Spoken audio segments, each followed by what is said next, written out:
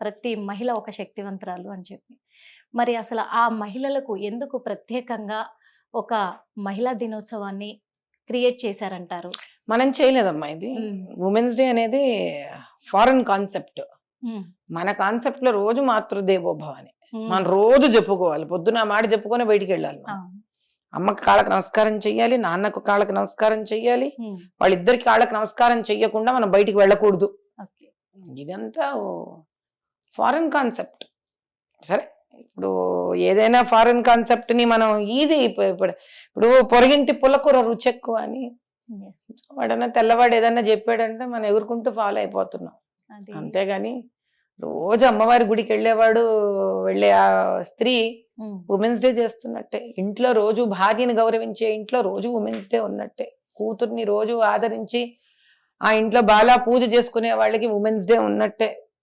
So ఈ women's day అంటే ఏమిటి అంటే, నువ్వు స్త్రీని గౌరవించే ఒక రోజు అంటే, తెల్లోడు 365 ఒక రోజు గౌరవిస్తాడు స్త్రీని. వాడికి అంతకన్నా టైం లేదు. మిగతా 364 రోజులు స్త్రీ గుర్తుండదు, స్త్రీ వాడికి తెలియదు. కాబట్టి వాడు ఒకరోజు సరే ఏడవకు, నీ కళ్ళ నీళ్ళు తుడుస్తాలేపో, నీకు ఒక రోజు ఇస్తాలే అని అన్న ఆ కాన్సెప్ట్ ని సరే మనం కూడా ఆపాదించుకొని, సరే 365 రోజులు ఎలాగో ఉన్నాయి, ఇంకొక రోజు వాడు ఏదో అంటున్నాడు కాబట్టి చేద్దాంలే అని చేయడం తప్పిస్తే, నా ఉద్దేశంలో ప్రతిరోజు ఉమెన్స్ డే. అంటే ఈ ఉమెన్స్ డేకి చాలా మంది ఏం చేస్తున్నారంటే, ఆ ఉమెన్సే కేకులు కట్ చేసుకోవడం, పార్టీలు చేసుకోవడం, కిటీ పార్టీలు ఆడడం, అలా సెలబ్రేట్ చేసుకుంటున్నారు. అసలు ఉమెన్స్ డే అంటే ఎలా జరుపుకోవాలి మీ ఉద్దేశంతో? ఏంటి అసలు? ఆ రోజు మనం కాకుండా మన ఇంట్లో ఉన్న స్త్రీకి వెళ్ళి నమస్కారం చేయాలి. ఫస్ట్ ఇప్పుడు నేను ఉన్నాను అనుకోండి, మా అత్తగారికి మా అమ్మకి నేను నమస్కారం చేసుకోవాలి. ఆ రోజు ఎక్కడ ఉన్నా కూడా ఫోన్ చేసి, అమ్మ చాలా సంతోషం తల్లి, మీలాంటి మహానుభావులు, మీలాంటి స్త్రీలు మా ఆడపడుచుకి. సో ఈ ముగ్గురిని ఫస్ట్, అంటే మా అమ్మ, నాకు అక్క చెల్లెళ్ళు అంటే డైరెక్ట్ గా ఎవరు లేరు, తోడి కోడళ్ళు లేరు కాబట్టి ఉన్నదెవరు ఇంక ముగ్గురు. అంటే పెళ్లికి ముందు మా అమ్మగారు, పెళ్ళయ్యాక మా అత్తగారు, ఆడపడుచు, ముగ్గురికి నేను కనీసం ఫోన్ చేసి, అమ్మ మీలాంటి ఒక చక్కటి స్త్రీ భూమి మీద జన్మించినందుకు, రకరకాల బాధ్యతలు మీరు నిర్వర్తించినందుకు ధన్యోస్మి తల్లి అని నేను చెప్పగలగాలి. 4, నా జీవితంలో నా స్తోమతను బట్టి ఇంకొక మహిళను నేను సత్కరించగలగాలి. అది ఒక స్త్రీ ఇంకొక స్త్రీని ఆ రోజున గౌరవిస్తున్న విధి విధానము. కేక్ కట్ చేసుకోవడం మన సాంప్రదాయం కదా, ఎవరి ఇష్టం వాళ్ళది, చేసుకుంటే చేసుకోండి, అందరూ కలిసి మీరు చక్కగా ఎంజాయ్ చేసుకోండి. కానీ ఆ రోజు స్త్రీని గౌరవించడం, గుర్తించడం అనేది ముఖ్యం. కాబట్టి నువ్వు ఎవరిని గుర్తించావు? మీ ఇంట్లో పనమ్మాయి ఉంది, అరే ఇంత మాట్లాడుతుంటే వచ్చింది స్ఫురణ, ఈసారి మా పనమ్మాయిలందరికీ, మా ఇంట్లో పనిచేసే స్త్రీలందరికీ చీరలు కొనిస్తాను. అయితే నేను కొనిస్తాను, ఎందుకంటే మీతో మాట్లాడుతుంటే స్ఫురణ వచ్చింది. కాబట్టి ఇది ఏమిటి అంటే, రోడ్డు ఉడిచేవాళ్ళు మనం ఆ రోజు బయటికి వెళ్తాం, చూస్తావా పండు కొనివ్వగలుగుతున్నామా వాళ్ళకి? మన ఇంట్లో మగవాళ్ళని కూడా మనము స్త్రీని గౌరవించేటట్టు ప్రేరేపిస్తున్నామా లేదా అని. ఏమ్మా, ఇప్పుడు నేను ఉన్నాను అనుకో, ఆ రోజు మా అబ్బాయికి చెప్తాను, అయినా నువ్వు ఎవరో ఒకళ్ళు, మీ టీచరు ఎవరో give a gift pen on women's day. ఒక స్త్రీకి ఒక పండు ఇవ్వండి మీరు బయటికి వెళ్ళి. ఇంట్లో మహిళ గౌరవించడమే కాకుండా తన ఒక్క సభ్యత్వాన్ని తన ఫ్రెటర్నిటీలో, తన బంధువర్గంలో, స్త్రీ అనే బంధువర్గంలో ఆవిడ వీలైనంత చేయడమే కాకుండా, ఆ రోజు వాళ్ళ ఇంట్లో ఉండే మగవాళ్లతో కూడా ఒక పరాయి బయట స్త్రీని గౌరవించేటట్టు నీవు ఎంకరేజ్ చేసావా లేదా అనేది నా ఉద్దేశం. అదైతే నిజం మేడం. ఎందుకంటే ప్రతి ఇంట్లో ఉన్న మన పిల్లలకి వాళ్ళకి నేర్పిస్తే కదమ్మా తెలుస్తుంది. ఇంట్లో నేర్పిస్తేనే బయటికి వెళ్ళి వాళ్ళు ఏంటి మంచి చెడు అనేది నేర్చుకోగలుగుతారు 100%. కాబట్టి ఇది నేను చేశానా లేదా అనేది ముఖ్యం. కాబట్టి ఈసారి నుంచి అలా కూడా ఒకటి చేద్దాము అని. అంతే, ఉన్న వాళ్ళకి, పని మనుషులకి అయితే మీరు చీరలు పెడతాను ఖచ్చితంగా అని చెప్పేశారు. ఇప్పుడు ఓపెన్ గానే చెప్తాను కాబట్టి ఇప్పుడు వెంటనే అరేంజ్ చేసుకోవాలి. ముఖ్యంగా మేడం, నిజంగా మహిళలకి అంటే ఒక స్త్రీకి పూర్తి స్వతంత్రం వచ్చిందంటారా?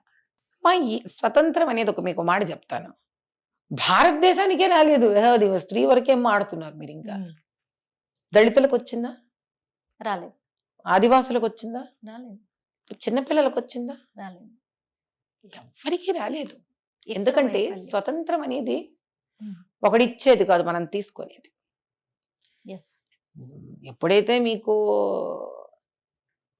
భారతదేశం కూడా దాస్య శృంఖలాలకు వెళ్ళిందో అంటే బ్రిటిష్ పరిపాలనకు వెళ్ళిందో వాడు ఇచ్చేళ్ళదా మనకి, మనం లాక్కున్నాం వాడి దగ్గర నుంచి.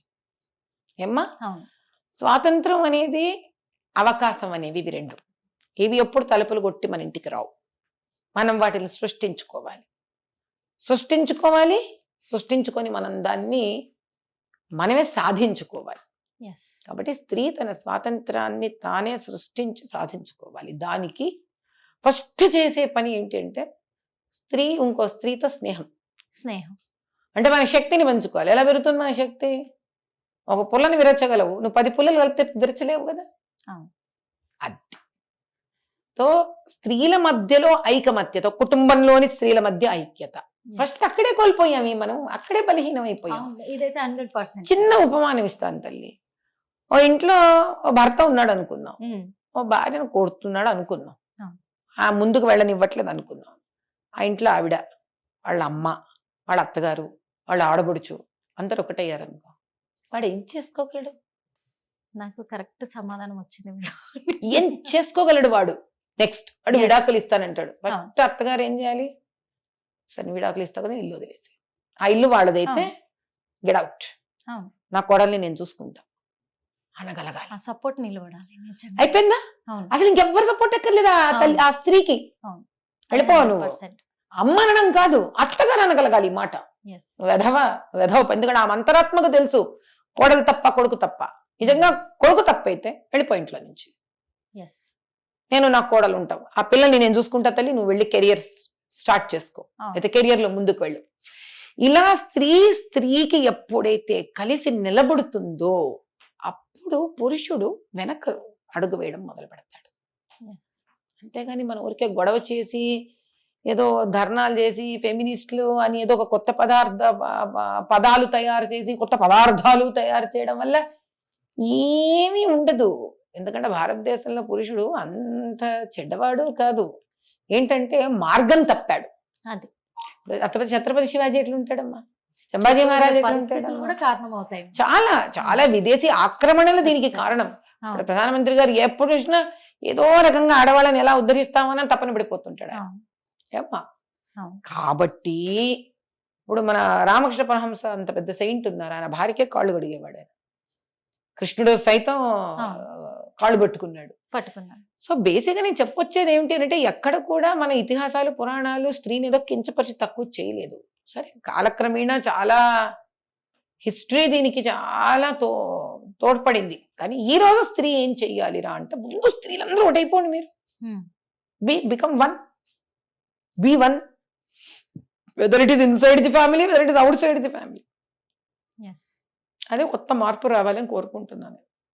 కానీ చాలా చక్కగా చెప్పారు. ఎందుకంటే ప్రతి వర్డ్లో మీరు చెప్పే ప్రతి మాట కూడా అటు అంటే లేడీస్ ఒకరే అని కాదు మేడం, చాలా మందిని కూడా ఇన్స్పిరేషన్ గా తీసుకోవచ్చు మిమ్మల్ని, మీ మాటల్ని. వాస్తవంగా చెప్పాలంటే హిట్ టీవీ యాప్, ఇందులో short news, live news, entertainment shows, movies, digital magazines తో పాటు మీ జిల్లా వార్తలను కూడా ఫ్రీగా చూడొచ్చు. అంతేకాదు కేజీ నుంచి పీజీ వరకు విద్యార్థులకు స్కాలర్షిప్ కూడా అందిస్తున్నాం. ప్రతి వారం 10 మందికి లక్కీ డ్రా ద్వారా ఒక్కొక్కరికి 10,000 రూపాయలు అందిస్తున్నాం. ఇంకెందుకు ఆలస్యం, వెంటనే హిట్ టీవీ యాప్ ని డౌన్లోడ్ చేసుకుని ఫ్రీగా ఎంటర్టైన్మెంట్ పొందండి. Hit TV app, hit TV app, please download hit TV app. Hit TV app ని ఫ్రీగా డౌన్లోడ్ చేసుకుని ఎంజాయ్ చేయండి. మీకు నచ్చిన ఎంటర్టైన్మెంట్ కోసం హిట్ టీవీ యాప్ ని ఫ్రీగా డౌన్లోడ్ చేసుకుని ఎంజాయ్ చేయండి. హిట్ టీవీ యాప్ ని డౌన్లోడ్ చేసుకుని ఆస్వాదించండి, ఆశీర్వదించండి. ఇంతమంది సెలబ్రిటీలు హిట్ టీవీ యాప్ ని డౌన్లోడ్ చేసుకోండి అని చెప్తున్నారంటే ఎంత మంచి యాప్ ఆలోచించండి. అమెరికా అమెరికా అమెరికా అమెరికాలో చదవాలనుకునే వాళ్ళకి విశ్వసనీయమైన పేరు మన శౌర్య కన్సల్టెన్సీ. UK లో 1 year masters, UK లో 1 year masters, 2 years work permit up to 5 years visa. Contact Saurya Consultancy. Contact 89851 89851.